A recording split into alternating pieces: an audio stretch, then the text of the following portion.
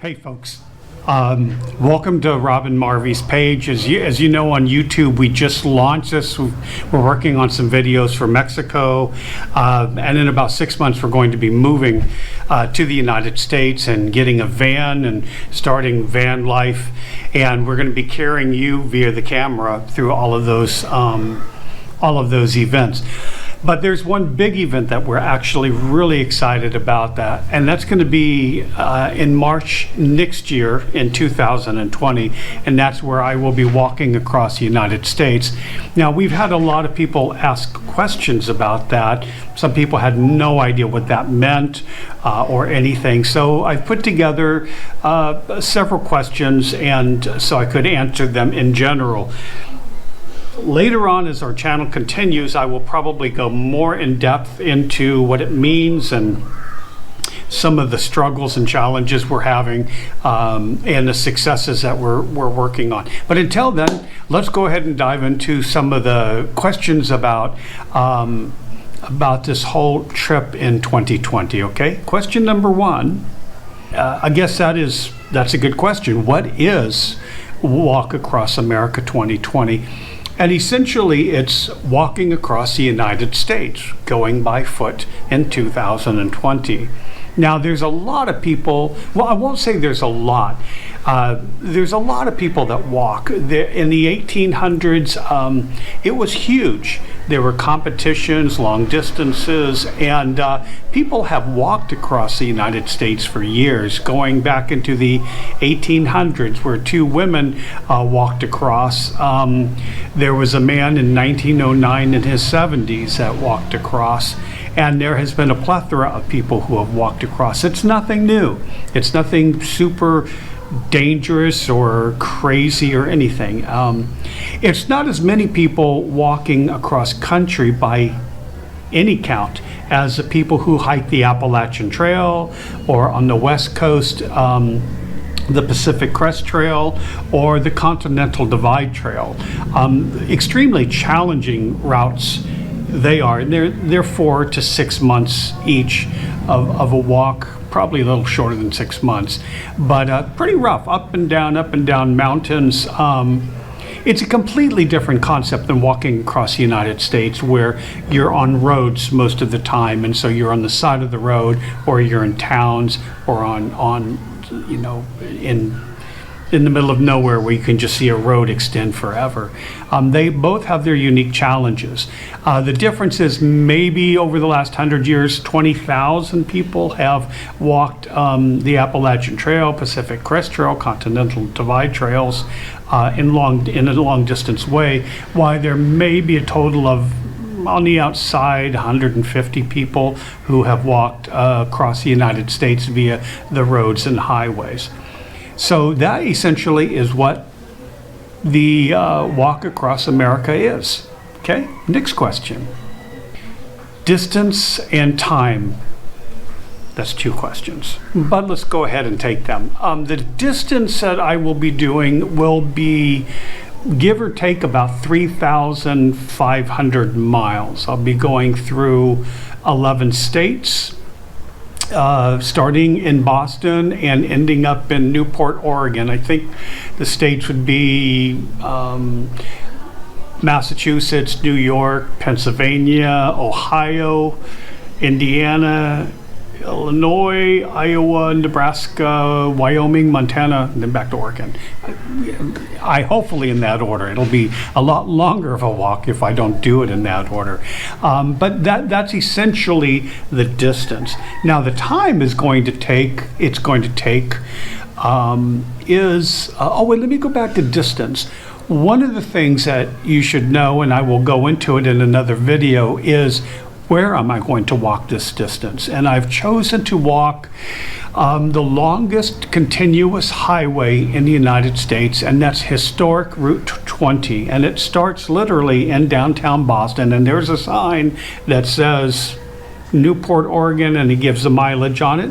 And then it goes straight across to Newport, Oregon, and with a sign there also going in the other direction to Boston.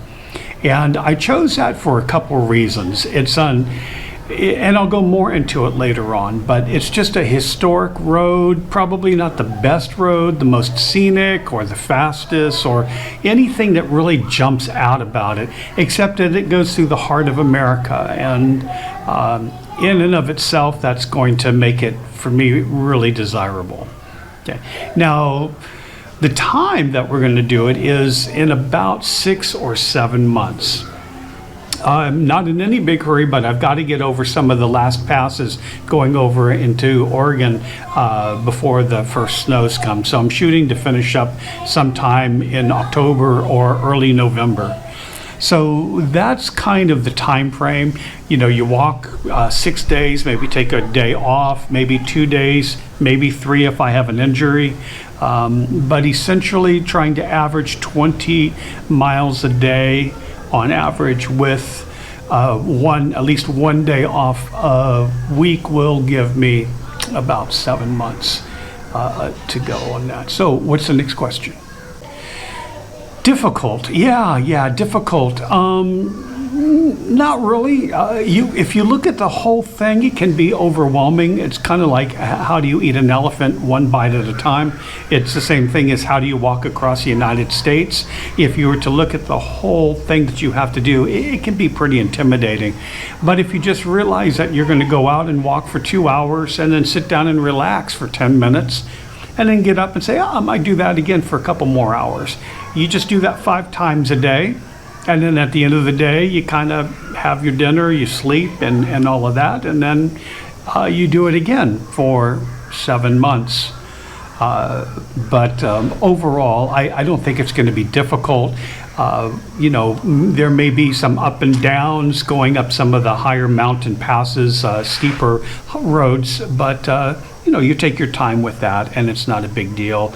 Probably the most difficult thing will be the weather.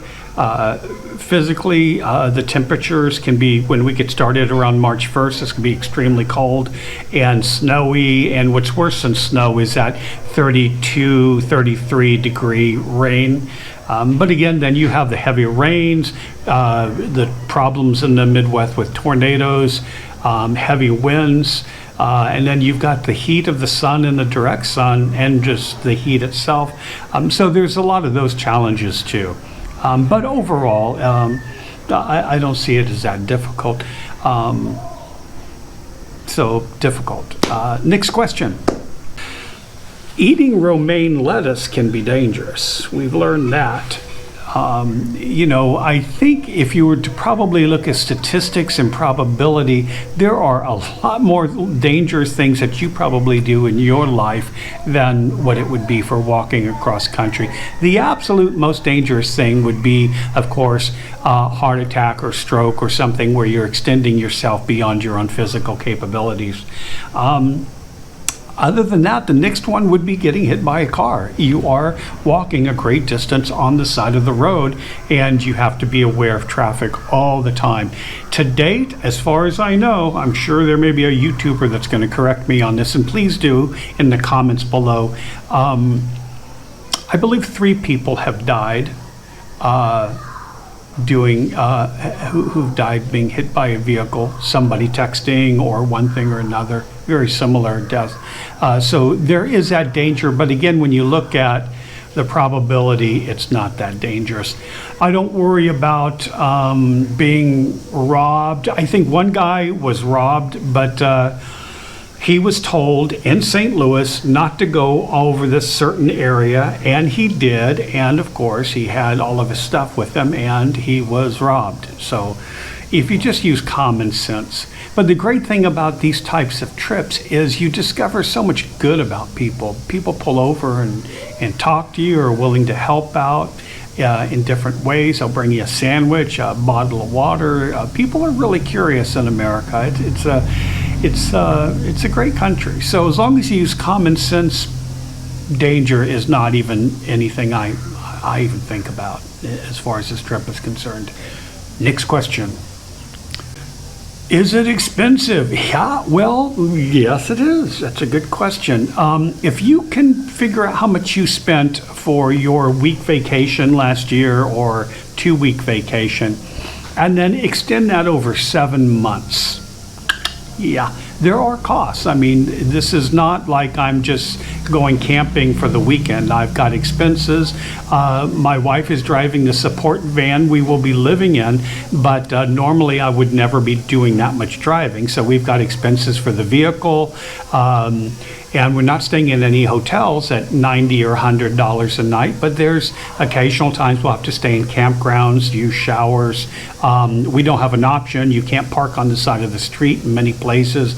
Not all Walmart parking lots allow you to park in them anymore.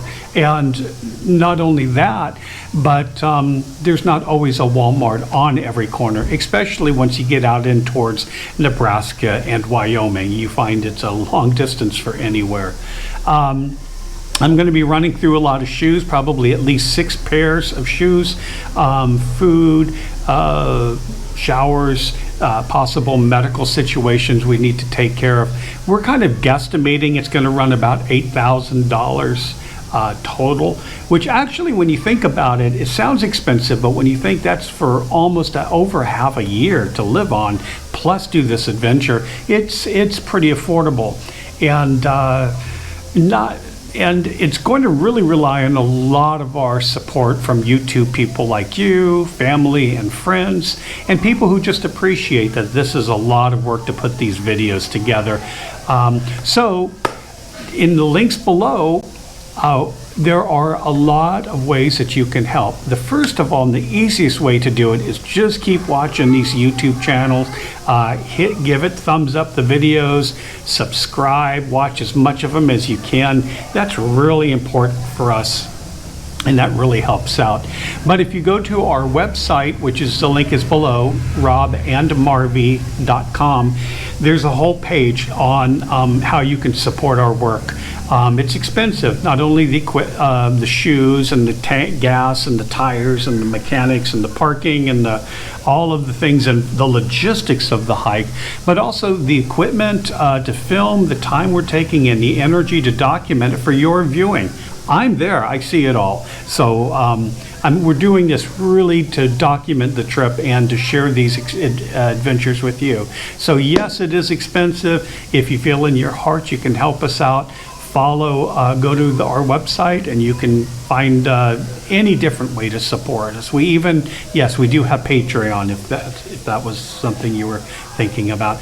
Okay, last question and I've got to go. So what's that? Why? Why walk across the country? Well, the obvious question is to get to the other side. But I won't say that. Well, I already did. But I don't know. I don't know why.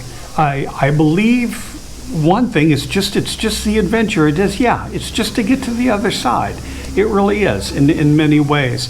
But it's also the journey itself. I mean, you can take different routes. I chose this route because it's going to go through small town America. It's going to give me a chance to visit and see Americans and meet people who work hard their lives and just really get to see a great part of America the whole way. All races and religions and jobs and people and places. It's just having that experience is going to be worth more than anything I can imagine. As far as any deeper philosophical meaning, I think we're going to learn as we go. I think when we do these videos, there's going to be a lot of opportunities for us to explore that and talk to you over YouTube about that. So to find out really why, stay tuned. Go ahead and hit the subscribe button and make comments so I can answer them for you, and Marvy will also. We plan on having a lot of fun with this. So anyway, that wraps it up for this video. I hope you enjoyed it. If you have any questions or comments, I'd love to hear them. And we look forward to the next one. Okay, thanks. Bye-bye now.